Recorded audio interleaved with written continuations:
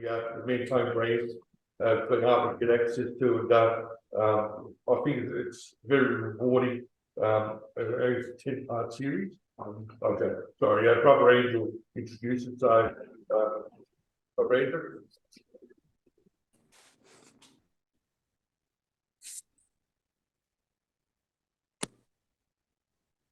Good morning, brother Knights of Honour, life members, brother state chairman, brother state councillors, brother district chairman, brothers. The video series that we're about to watch, we're only going to watch a few videos, some now, some later on, are a series of videos that were produced by our brother International Knights affiliate brothers, the Knights of Columbus in North America. Now, this video series is known as Into the Breach. This particular video series was produced and released in 2020 at the time of the pandemic, the first year of the pandemic. I think they were released just after the pandemic. And the series of videos were put together by the Knights of Columbus to foster a greater sense of service and leadership amongst Catholic men, particularly Catholic Knights. The idea is that each of these videos, which are about 10 minutes each, so today we'll be watching the trailer and we'll watch a couple of the videos as we have time. But the idea was that we foster that each video was on a different aspect of the Catholic faith, specifically catering to men and knights, about how we as male Catholics, as knights of our order, how we should be leading our own lives first of all, but also how we live our lives in the public eye. So this, when it relates to here, now this has been something I've been aware about for a couple of years now. Just recently, in the last few months, Central H District, and specifically Long Beach and Mentone branches, have brought this series of videos up for the membership to watch. So I've been in attendance at one of their meetings where they did show, I think it was just a trailer. And they've got an idea of having sessions where each one video is shown, and then brothers can discuss the points of the video and how it can relate to their own faith and their own life. I've actually, as chairman of Dandenong North Branch at the October branch meeting, took their idea and I showed the trailer and the first video to our branch members, and we've got a pretty lively discussion and a good discussion about what it means to be a male Catholic in this day and age. So yeah, so what we'll do today, we'll start off by showing the trailer. It only goes for about 2 minutes, and then we'll play the first video. We have time in this first session. I might play another video. We'll see how we go for time. Otherwise, we'll look at doing it in the afternoon session before the open forum. So, without further ado, brothers, I'll get you to start watching the video.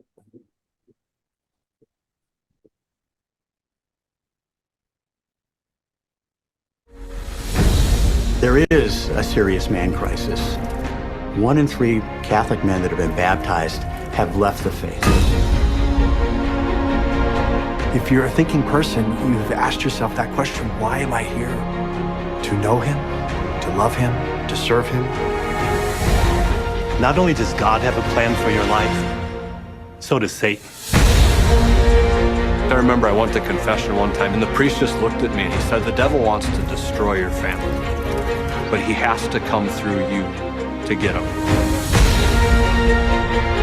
If I'm a man, I'm called to pass on the faith. If I'm a man, I'm called to live the faith. So I need to know my faith. Every man needs to walk into that breach and begin to fight that battle, which means you've got to know the power of the Eucharist, the power of prayer, My rosary beads are the key, and I look at life as spiritual warfare. They're beads for the battle. A lot of guys are like, I'd be willing to die for that, but they're not willing to live for it. And guess what? If you're not willing to live for it, you probably won't have what it takes to die for it. Talk isn't cheap. Talk is free. Talk is nothing. I care about you. I love you, right? But then if I'm taking care of myself first and everybody else second, it doesn't matter. If you're not willing to fight for the truth, what will you fight for? And the answer is oftentimes nothing.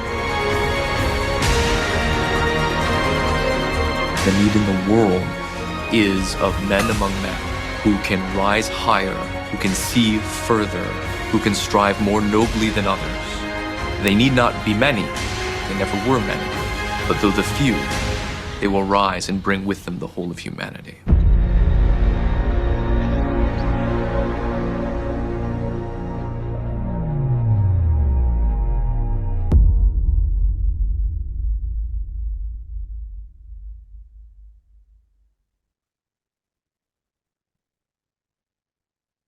So brothers, just before we go into the first video, does anyone have any thoughts on the trailer?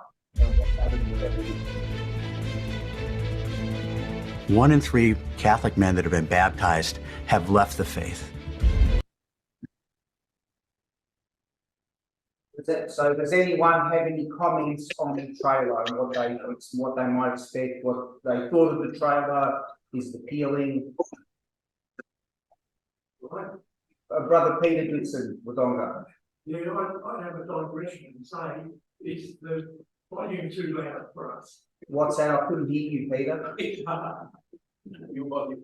Is the volume too loud for us through that system? I can't repeat next up. But I don't know what do the people at the back think? It's about right. I take the point. It could be years for me. Probably don't hear as well as. No. Yeah. Are there any other comments?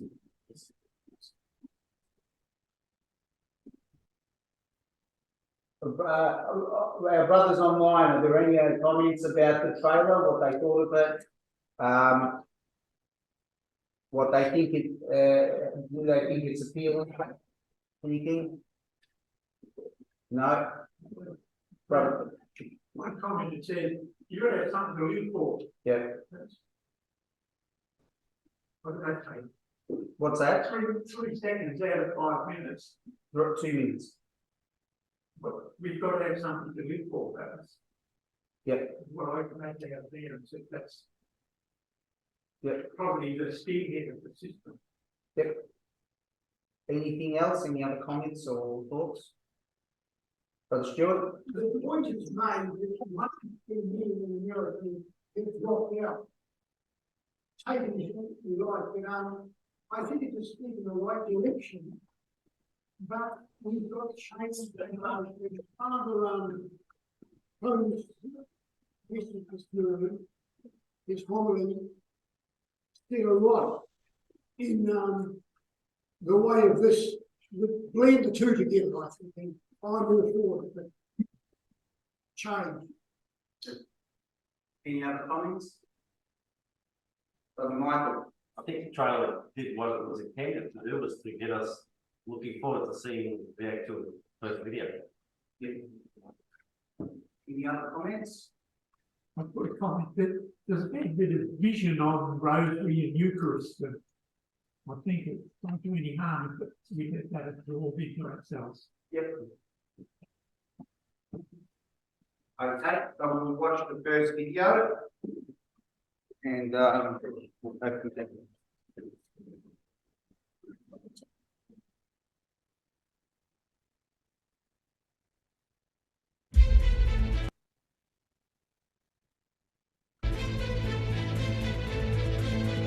One in 3 Catholic men that have been baptized have left the faith.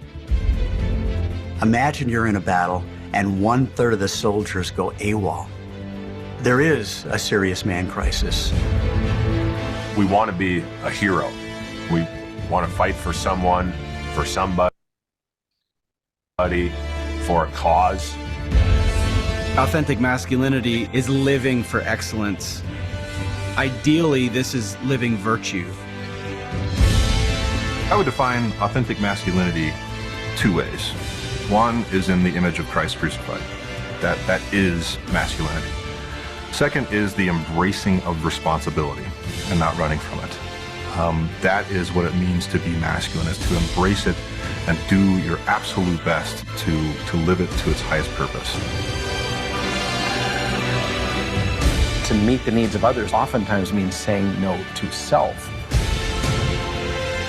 And that's what separates the men from the boys.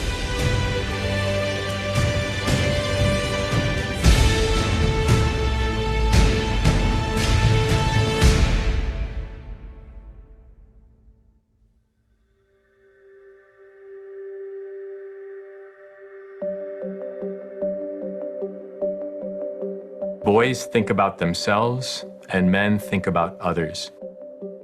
Ephesians 5, it says, "Husbands, love your wives like Christ loved the church." Male spirituality is this call to lay down our lives for our bride. For married men, of course, that's for your wife and children. For priests, it's the same thing. I'm called to lay down my life for my bride, the church, and all of my spiritual children. I think when we don't believe in God, then all of a sudden, why live above our base self? You know, women aren't calling men to be better. So for millennia, the woman call you to be faithful. She would call you to be committed. She'd call you to be open to being a father and to being a good husband. And without that call, we're not being called to be better. We lack good men to follow. You know, we live in a fatherless generation. Equality does not mean sameness. All those things, that search for equality is something very good, but not to the diminishment of the unique attributes of women. And so women have these incredible gifts, and when they're nourished, they can flourish. This is something we have to understand as Catholic Christian men right now, is the disconnect that our culture is trying to make between the unity of our body and soul. God himself took on a body and joined himself fully to our human nature in a human body. So the first thing we have to do is reclaim that reality and say, no, the body and it alone makes visible what is invisible. The body reveals the person. We have images of the strong man from antiquity conquering other peoples. Contrast that with the Christian tradition, where God becomes a baby, a helpless child. He is protected, guided, fostered by Saint Joseph. It's an integrated masculinity that finds its expression in care, in service, in defense, in loyalty, in guiding and protecting. I love Saint Joseph. His model speaks volumes because he doesn't say anything. I would much rather watch a man and see his actions, because that's going to tell me who he is. And he was the one who trained the Savior in living, in being a man. Christian masculinity is always going to take as its most basic point of reference the mystery of Jesus Christ, who gave himself unto death. He's making that gift as the perfect man, but he's also making that gift to the church. He's also showing us what it means to be father, husband, and he's showing us the kind of love that God has for us, a love that seeks communion, a love that seeks and serves the good of the other in a fruitful union.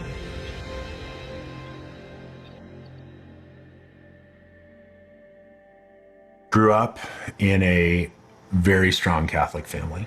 My father was a deacon since I was age 6. My father was a wonderful man, tremendously busy.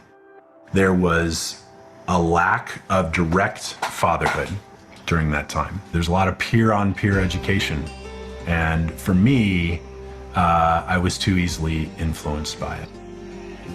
I did have the question, what does it mean to be a man? And I tried several experiments as a college athlete, trying to live male-female relationships in a typical knucklehead college athlete way. And the question, what does it mean to be a man, did not have a super clear answer. And then I met my wife at the Newman Center at ASU. I saw her across the chapel, and she was an extraordinary minister of the Eucharist. Just looking at her smile, I felt the pure love of God. Meeting her focused my life on becoming the kind of man that was worthy of building a life with her. All of a sudden, I was encountering better friends. All of a sudden, a priest came into my life who got a group of us together as men and started teaching us how to pray. Those experiences came together to move me and to make me open to the instruction on what it means to be a man. Authentic masculinity would be a man integrating all of his God-given powers to become someone who brings life, someone that lays down his life for others, someone that becomes a provider for others, and someone that is, in the spiritual realm, an important leader. One of the prayers I pray is I drive up into the parking lot. I just say, self-empty, Lord, help me to be empty of what I'm carrying right now so that I have room for my family. I think you see it every day, kind of in the culture, trying to make us the same. And yes, equal in dignity, of course we are, but different. God made us male and female, and that we are a complement to each other. And when you bring those two forces together, then there's no stopping us. But we have different strengths, we have different gifts, and we are called to use them in different ways in our family. And when my husband is leading in that place where their souls can really develop, then there's just this beauty in the family. And that's when he's most himself and most manly. In a dance between two really talented dance partners, it's not super apparent who's leading. Right. But if the man doesn't lead, there's no dance. Right? And that's kind of where society is. There's no dance. We want this question answered in our lives. What does it mean to be a man? And real relationships will lead us to the answer to that question. And that means you got to put your phones away. That means you got to put the screens away. God will put all the people in your life that you need. Seek the question to be answered and become a man.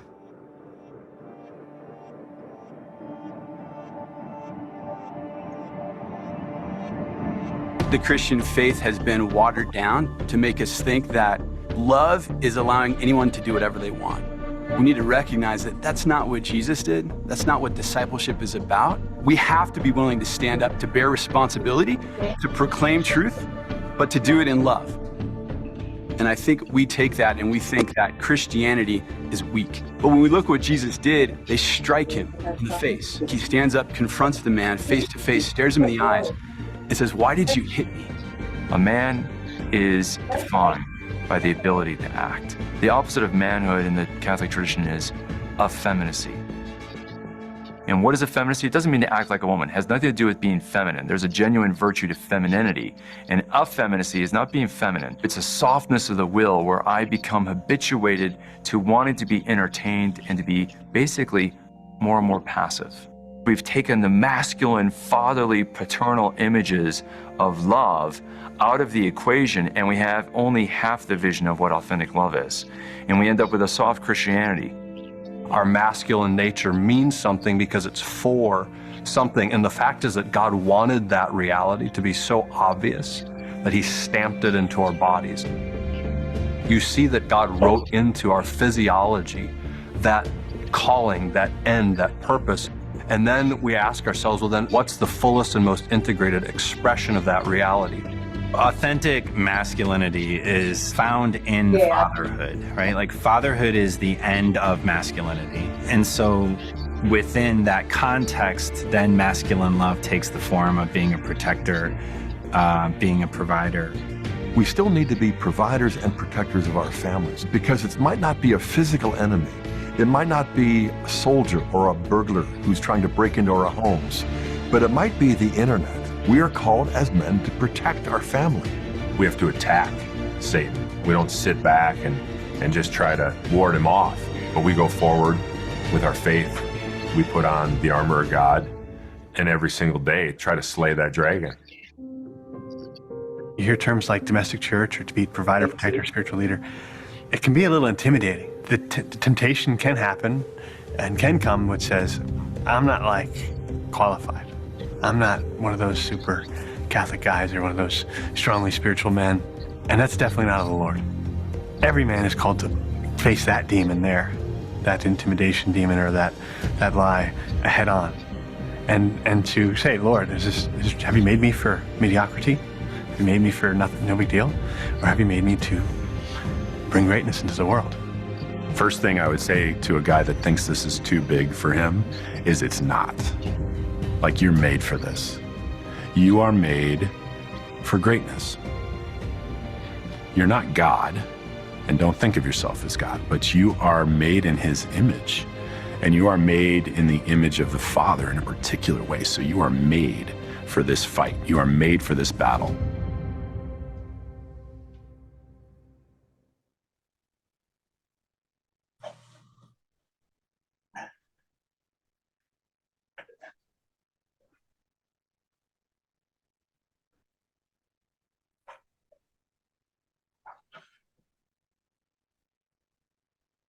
So, any thoughts, brothers? Any comments? Brother Jim. I found Before there was something else on there. No, they had a film on for the night. Oh, all right. I'm just gonna any comment, brother Jim. what I was about to say was that it was sufficiently moving for me to expect from you to say something.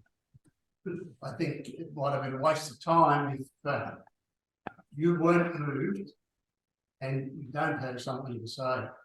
I'll sort of make my own conclusions at the end, but I encourage everybody to say something. We don't need to worry about the time. We've got ample opportunity. Lunch isn't until another hour away. So we've got plenty of time to take. So please express your thoughts clearly, and we might actually make some progress. Brother Lawrence. Just a little comment from what I've done. Video is that stand up and be counted, and don't sit back and be passive and watch. You've got to be a participator. I think that's an excellent insight into that, and that's something that I take out of that as well. That it's asking us not to be passive, but to be active, to take on leadership, even if we are reluctant to. I know a lot of us are reluctant to put ourselves in the public sphere for fear of being attacked, being cancelled.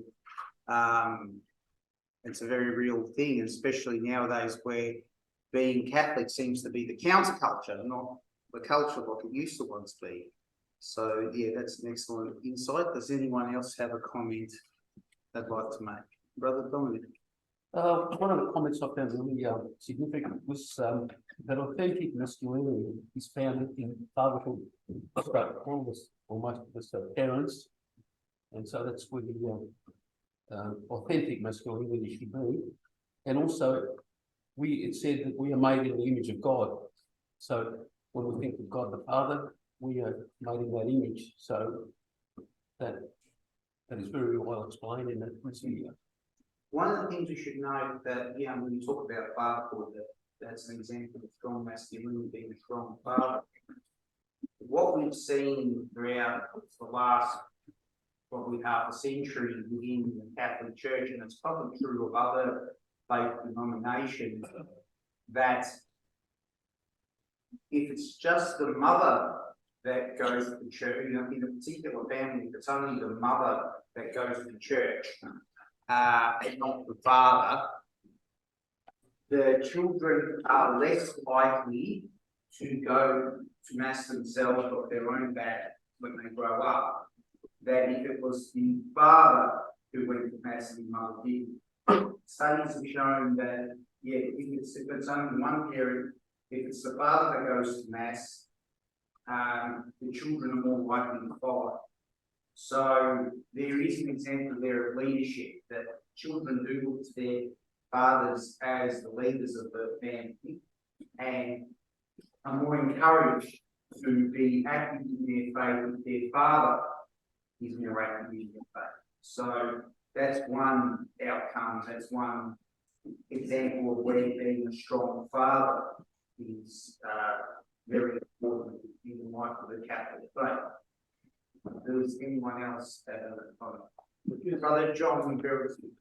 I was just going to say, I think it's very relevant for where we're living today with the pressure of social media and pressures on young people. And I thought the point that he was making about being open to instruction was useful as well. Brother Ryden. Brother Chairman, fellow brothers, I'm new to the Knights, but I'm the father of 4 children, and but I wanted to say that there's a lot of good information that was relayed in the video that I try and practice myself, you know, and understand. And I think the most important things is that we need to come back as men to our faith and the teachings of Jesus. And I came this morning with my rosary, which I pray, you know, as many times as I can in my faith. I'm coming back to my faith, my Catholic faith, and it's a rich faith. And the teachings of Jesus, we need to come back with all our heart, not just with words. And I've listened to some of those speakers on the, I've heard them on YouTube, some of those men that are talking about Catholic men over the last couple of years. So I think it's really good. I'm young, but my focus is Jesus and his teachings, and I'm struggling with my 4 children to bring them to church, but like you were saying, Secretary Brother, I think we as men have to be, and what they were saying in the video, we have to guide our children and our wives and the rest of the community to come back through the teachings of Jesus, through the sacraments, through fasting, prayer, almsgiving, which is what you guys have been doing for so many years. And it's, I've said to Frank, my fellow brother, that this is the way. This is the way. So these videos are beautiful, I think, for the Knights. Thank you. Brother Jerry. Yeah, just a few comments, Secretary. It's that we're all, well, most of us here are an older generation, and so I assume we follow the object of the order within our lives as it is. And I think it behoves on us to make these videos available to the younger generation. You know, we're not got great grandchildren already, and I really do struggle at passing on my faith with my grandchildren, let alone my children. So I think it behoves on all of us to just try to pass these videos on. And they're very relevant. It's actually interesting that it does ask us, one of the comments that was made in the video was that people, men are like going to say, oh, look, I'm not one of those really devout Catholics, I'm not one of those really public based Catholics. We're all holy, you know, we don't feel ourselves as holy. Now, it's something that we shouldn't worry about so much. We shouldn't worry about how we're perceived as Catholics. We should take it in ourselves, have faith in ourselves, have faith in God's providence, that when we're called to, we will serve, that we will stand up and we will serve. It is very hard. We know that we live in a very secular society, particularly in Australia. I mean, those videos are made in the United States where faith is probably more prominent in public life and not as reviled in the public sphere where it is. It seems here we seem to be very secularised and particularly hostile to faith in general, but especially the Catholic faith. And we know that it's hard to stand up for our Catholic faith, particularly in the light of all the negative publicity that's been received from the cold sex abuse crisis. We know that when His Eminence, the late great Cardinal George Pell, passed away, we saw the negativity that came out of the media. We saw the disgusting attacks on him, given that he had been cleared by the White Court 7-0. That didn't seem to matter to the media. They reviled him and the government, most of the politicians reviled him, even though he had cleared his name. One thing that it was great to see that Catholics spoke at his funeral, his requiem mass at Sydney, and then the following day here at St Patrick's Cathedral, where they had the memorial mass. And it was great to see. Actually, one thing I really noticed in the mass that we had here, there were no public figures. There were no politicians or anyone like that. They were too afraid to be seen in public there honouring His Eminence. But it was great to see the faithful, the lay faithful, and even the clergy, but particularly the lay faithful. The lay faithful showed up. They weren't afraid. There wasn't any protest in that, like it was in Sydney, but they were willing to stand up and express their respect and support for His Eminence and what he had done for our church, and the sacrifices that he was forced to make for our church. He went to jail, not because he was guilty of any crime, but because he was guilty of being public enemy number one in the media and society's eyes. So it was great to see so many people there. As I said, it was a real expression of faith from the laity, and that's what gave me hope and courage. And it was great to see a number of order members there too. The order was well represented at that mass. So it is hard, and as I said, particularly in this day and age, when you get attacked for anything about your faith. So that's what this is calling us to do. It's calling us to be strong men in our faith, to be willing to stand up. We don't have to be charging at the parapets and whatnot, but we can be strong in our faith. We can express our faith, be active in our faith through what we do as members of the order.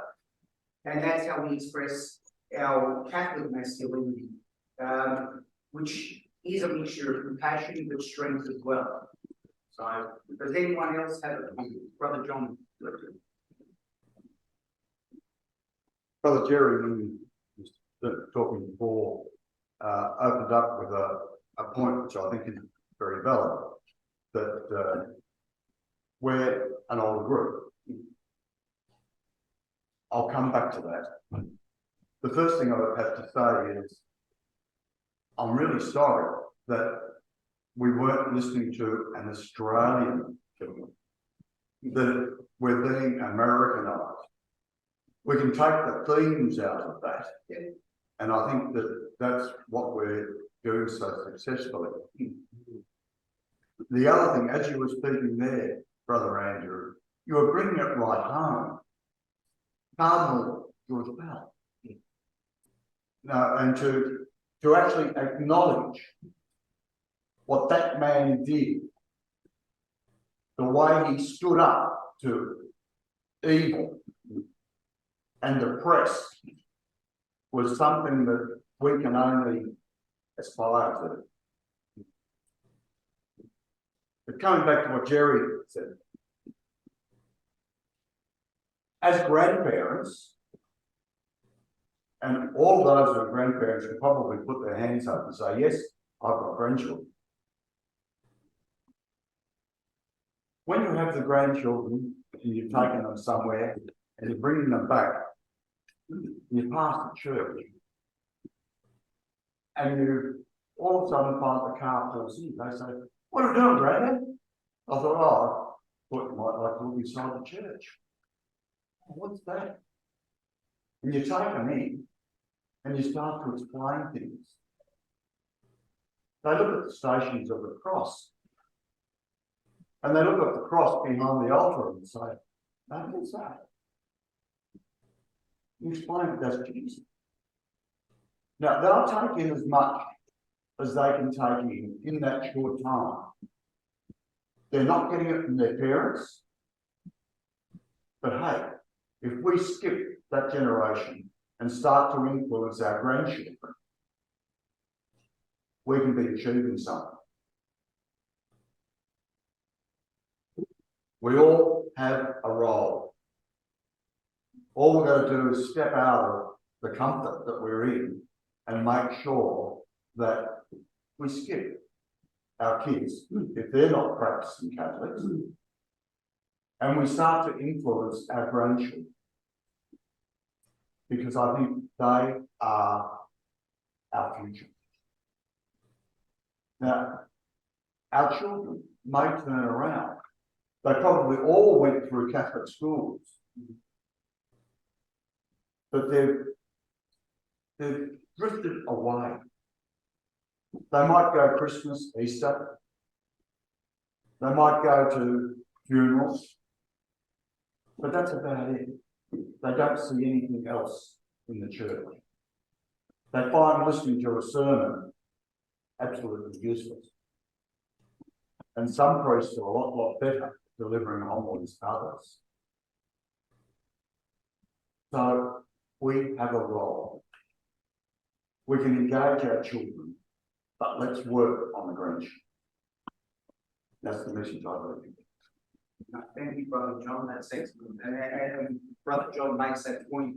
It is a lot harder for the older generation. Just they've done everything, they've given their all. Some of them, their health isn't being and capable of giving. It is, I think, incumbent on those of us that are younger, that do have the energy, that do have the skills and talent, to be able to express themselves, express their faith. There's still definitely a place for the older generation. It's still, we definitely need, in particular, as you said, John, and as you said, Jerry, in grandparents being able to pass on their faith to their children, but probably also their grandchildren or probably more.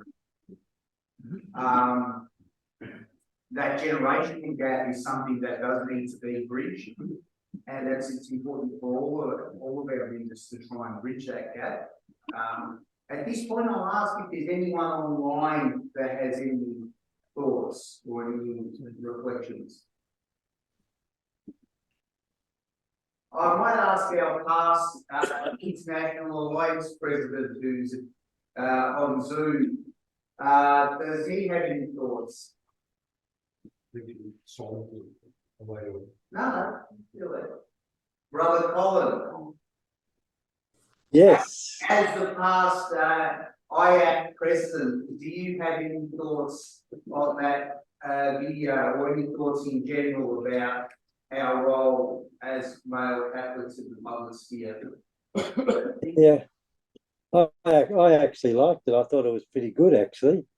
I think it explained about, it made the relationship between male and Catholic and what our church and our religion meant to us. And I have to admit that I liked it. I thought it was quite moving, actually. Having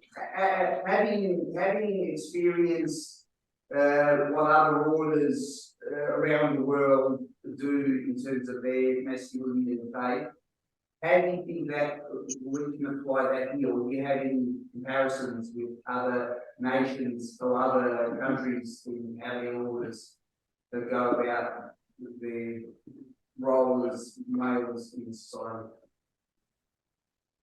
Well, they're certainly committed in terms of looking after their wife. I think, especially in Africa, they're very devoted to their wives, and the wives are very devoted to the men as well, and they form a really close union.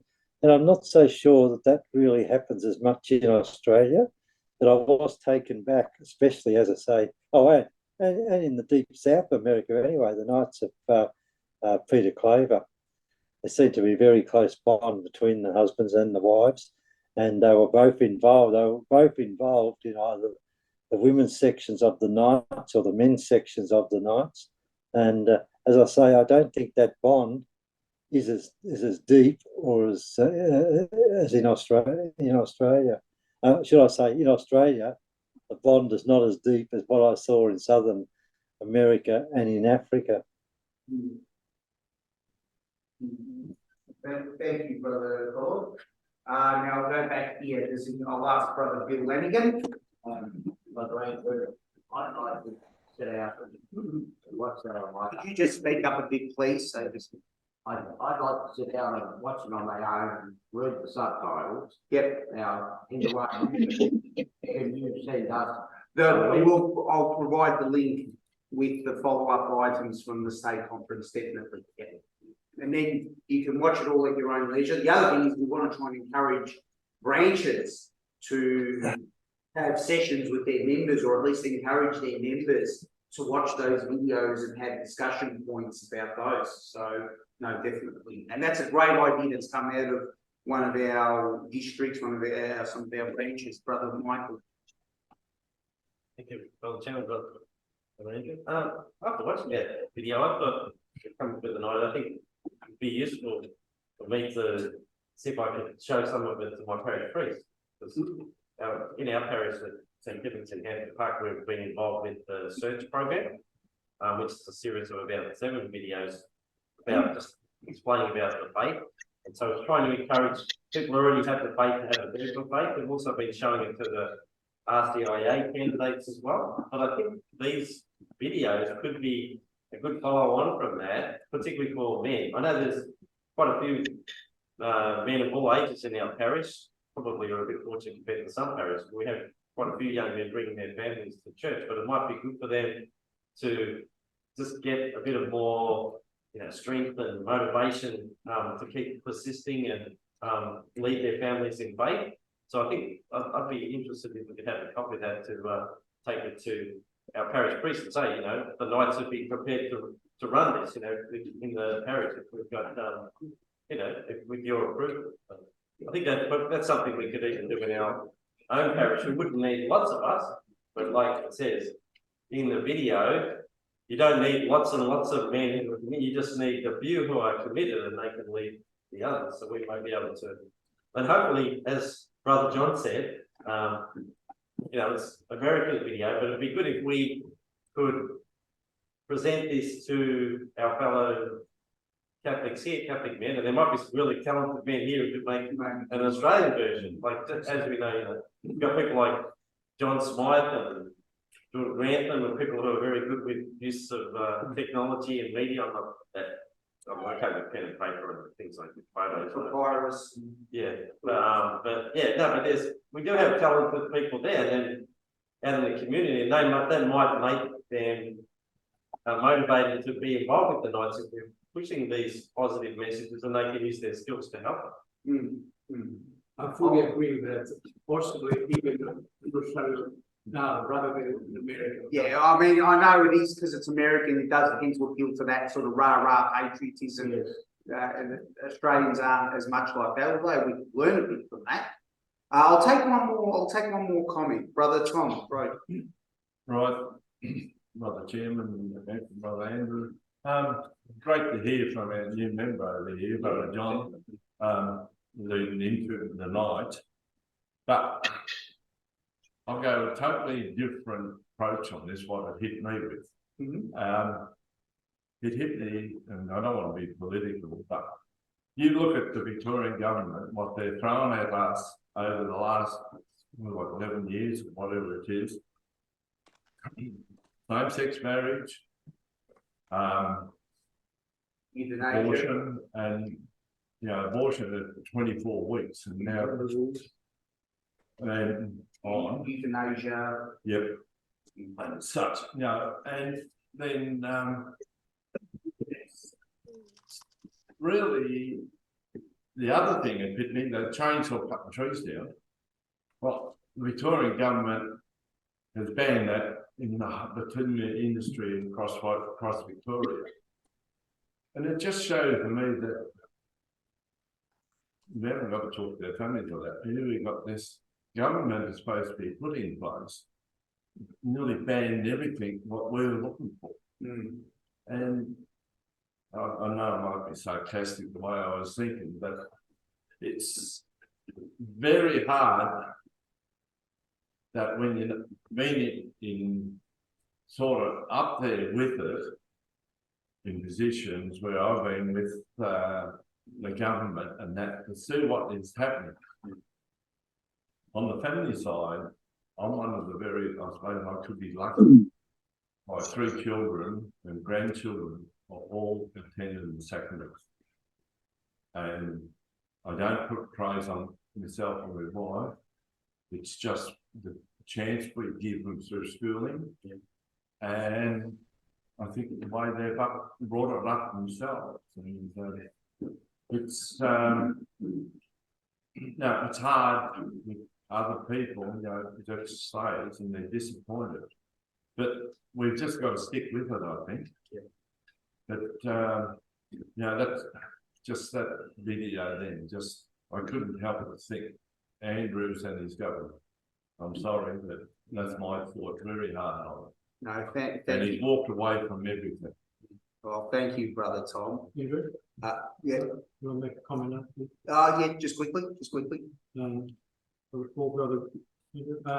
Brother. Just speak up, Brother Willem. You're just speaking to the camp. Microphone. This film has reminded me that we have a lot of competition. We have a lot of we've got a great agenda really, because all the different obstructions that people seem to love and get involved with is really contradictory to what Catholic faith really is. And when you've got such a great attraction to all these things that people seem to love, well, you pointed out some of them. But when it goes deeper than that, when you've got, when you've got, I know, like my nephew, all the service and what, but you can't get near a church now. Even if you're baptized, it's hard thing to try and convince them of that. And then you look at the older men, like around my age group and all this sort of stuff, and can't get them anywhere near a church, can't even get to talk about things like that. So when you've got all those distractions, which is, and I think it's put out there to confuse these people. These people are basically lost, and they can't see what reality or what the truth really is. And I think that's our biggest enemy. No, it is. The world, you have said, the world has so many distractions and it's appealing. Everyone wants to be loved. Everyone wants to be. That's a good example why I said why politicians, as I said, Cardinal Pell's memorial mass here, there was no politician, no public figures, nothing, or even the reported Catholic ones, because they didn't want that negative publicity. I'll stop comments there because we're a bit pressed for time now. We're still going to move on, but I will just offer a completing comment. I wanted to thank all the members who have contributed. It's good to see there was a lot of positive discussions. It does show that we are concerned. I think we are all concerned about how can we as Catholic men, and there's not, how do we respond in the public sphere? How do we practice our faith openly? A lot of us are even afraid to mention our faith at work. I think this is where being in an organisation like the Knights is important, because we can support each other, we can talk to each other. It's not just myself who has these concerns, we all have these concerns, but together we can work, we can support each other, we can work together, we can try and press ahead. We know we live in a very hostile environment, and the current, we really are swimming up the current, upstream, up everything in this day and age, but it's important that we continue to persevere. We go through many periods of history where we've been persecuted.